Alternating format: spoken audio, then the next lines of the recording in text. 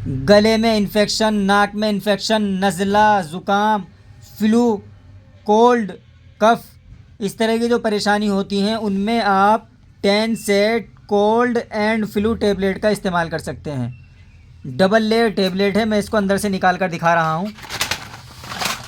ये देखें, अंदर से ये टेबलेट ऐसी है और बायोकेम कंपनी की है। बायोकेम कंपनी यहाँ पर आप देख सकते हैं और 41 रुपये इसका MRP है।